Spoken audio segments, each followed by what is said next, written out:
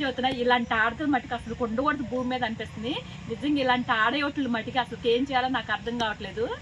అంటే ఇప్పుడు కూడా ఇక్కడ ప్లాన్ ఏంటి, ఇప్పుడు మేము ఉన్న ఇంటి దగ్గర వచ్చేసి 8 ఫ్యామిలీలు ఉంటారండి, 8 కుటుంబాలు ఉంటారు కదా, వాళ్ళతో మాట్లాడేసేసి మమ్మల్ని మళ్ళీ ఖాళీ చేయించాలని మేము కుక్క పిల్లలకి అన్నం పెట్టమని చెప్పేసి దాని ప్లాను. ఒక పని మనిషి అయ్యి ఉండే దాంతో కూడా నేను ఆగలేకపోతున్నా. కళ్ళ ముందే కావాలని చెప్పి ప్లాస్టిక్ ఒకటి కర్ర ఉంది, దాన్ని తీసుకొని ఇసురు కొడితే అది ఇరిగింది. ఆ పిల్లకి సురుకు తగిలితేనే కదా ఇరిగింది, అది తగిలితేనే కదా ఇరిగింది. నిజంగా చెప్తున్నా ఫస్ట్ సార్ అనిపిస్తుంది నాకు, ఎవరన్నా ఏ బ్యాంక్ మేనేజర్ నన్ను తెలిసిన వాళ్ళు ఉండేసి నాకు ఏదైనా లోన్ ఇస్తే అపార్ట్మెంట్లోనే ఒక ఫ్లాట్ కొనుక్కోవాలని అనిపిస్తుంది అండి. ఫస్ట్ సార్ అనిపిస్తుంది, అప్పు చేశాను సరే ఒక ఫ్లాట్ అనేది కొనుక్కోవాలనిపిస్తుంది. నిజంగా బ్యాంక్ మేనేజర్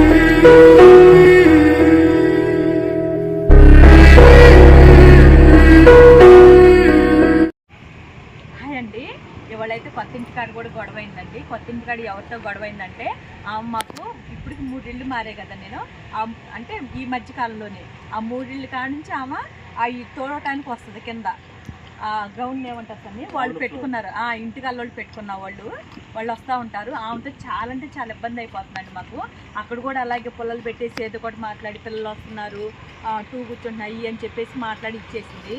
వాళ్ళు కుక్కలకి అన్నం పెడతారుగా ఎందుకు అని చెప్పాము. ఫస్ట్ ఇంట్లో చేసింది ఏది ఆ బాలాజీ వాళ్ళ ఇంట్లోని. రెండోది వచ్చేసి ఇప్పుడు మన మారే కదా ఆ ఇంట్లోనే ఏకంగా ఇంటి ఓనర్కే ఫోన్ చేసి చెప్పిందంట ఆమె కూడా, ఎందుకండి వాళ్ళని ఖాళీ చెప్పి వాళ్ళు కుక్కలకి అన్నం పెడతారని చెప్పేసి. మళ్ళీ ఇప్పుడు నేను ఉన్న ఇంటికి, ఇప్పుడు కొత్త ఇంటికి, ఈ ఇంటికి కూడా ఆమె అనే విషయం నాకు ముందు తెలీదు. నేను ఇల్లు అన్నీ తీసుకున్న తర్వాత ఆమె ఇల్లు అదే కింద తోడటానికి వచ్చేది ఊడ్చి వెళ్ళేది ఆమెనని తెలిసింది. ఆమె తెలిసిన తర్వాత మనం అడ్వాన్స్ అవన్నీ ఇచ్చాం కదా, మళ్ళీ ఆమె గురించి ఎందుకులే మనం క్యాన్సిల్ చేసుకోవటము, మనకి ఇల్లు ఏదో దొరికింది కదా అని చెప్పేసి నేను ఇక్కడికి వచ్చా.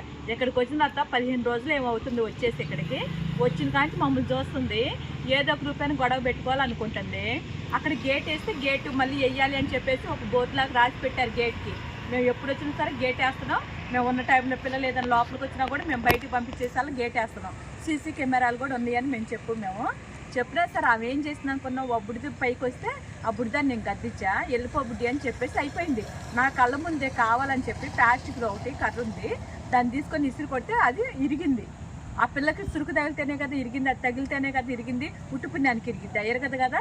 నేను అప్పుడు ఏమన్నానంటే ఎందుకమ్మా అలా కొడుతున్నా, నువ్వు అది ఇరిగేలా కొట్టు, నువ్వు నేను గద్దిస్తున్నా కదా వెళ్ళిపోతుంది కదా అన్న. అంతే ఇక ఇల్లు వేసేసిందిగా. ఆమె నోటు వచ్చినట్టు ఆమె మాట్లాడుతూనే ఉంది. నేను ఇక ఒకటే అనేసి ఇసుకొచ్చేసి ఏమన్నా, నేను ఎందుకు నువ్వు ఇలా మాట్లాడుతున్నావు, పోయినసారి కూడా అక్కడ ఉన్న ఇంటికాడ కూడా నువ్వే వచ్చి నువ్వు అలాగే ఫోన్ చేసి చెప్పేసి ఇక్కడ కూడా అలాగే చేస్తున్నావు నువ్వు, ఇక నువ్వు ఈ జన్మకి నువ్వు మారవా ఏంటి, నువ్వు ఇక నీ బతుకు అదేనా, ఇక ఇలా చెప్పేసి ఇక అటుమాట ఇటుమాట చెప్పటమేనా ఇక నీకున్న అలవాటు అని నేను చెప్పాను. నేను అంతే.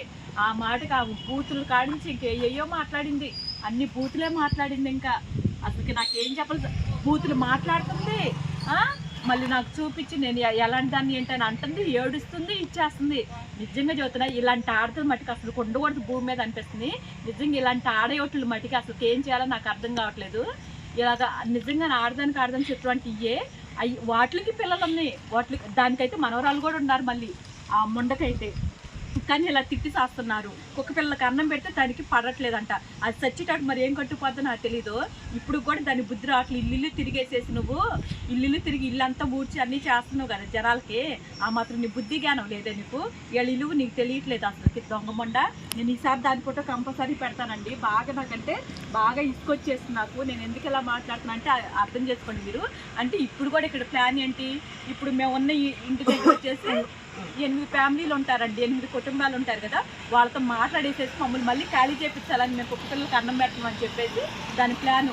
ఒక పని మనిషి అయ్యి ఉండే దాంతో కూడా నేను ఆగలేకపోతున్నా. కుక్క పిల్లలకి అన్నం పెడితే ఒప్పుకోవట్లేదు. అది నేను పని మనిషి అని తప్పుగా అనట్లేదు, అంటే అది చేసే పని మీకు నేను చెప్తున్నా అంతవరకే. నేను అది దాని మాటలో దాని వీడియో అయితే నేను తీసా, కానీ టైం వచ్చినప్పుడు దాని వీడియో కూడా నేను వదులుతా, ఎందుకులే అని చెప్పి వదిలేస్తున్నాను నేను.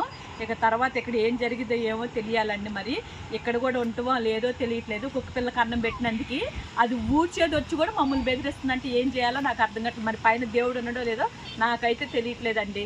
మరి పై మన భగవంతుడు ఉంటే ఇలాంటి ఎందుకు ఇలా చేస్తున్నారని ఖండించవచ్చు, కానీ దేవుడు లేడు అని అనిపిస్తుంది నాకు. అసలు న్యాయానికి కూడలేదు అనిపిస్తుంది. ఆ దేవుడు నాకు ఇల్లు ఎప్పుడు ఇస్తారో ఏమో నాకైతే తెలియట్లేదండి. ఈ సొంత ఇల్లు ఉంటే ఈ బాధలు ఉండవేమో అనిపిస్తుంది. నిజంగా చెప్తున్నా ఫస్ట్ సార్ అనిపిస్తుంది నాకు, ఎవరన్నా ఏ బ్యాంక్ మేనేజర్ నన్ను తెలిసిన వాళ్ళు ఉండేసి నాకు ఏదైనా లోన్ ఇస్తే అపార్ట్మెంట్లోనే ఒక ఫ్లాట్ కొనుక్కోవాలని అనిపిస్తుందండి. ఫస్ట్ సార్ అనిపించింది, అప్పు చేశాను సరే ఒక ఫ్లాట్ అనేది కొనుక్కోవాలనిపిస్తుంది. నిజంగా బ్యాంక్ మేనేజర్లని ఎవరైనా తెలిసిన వాళ్ళు ఉంటే బాగా, నాకు ఏదైనా లోన్ అన్న ఇవ్వండి అయ్యా, ఏదైనా పెడితేనే ఇవ్వాలి అంటే నా దగ్గర ఏమి లేదు.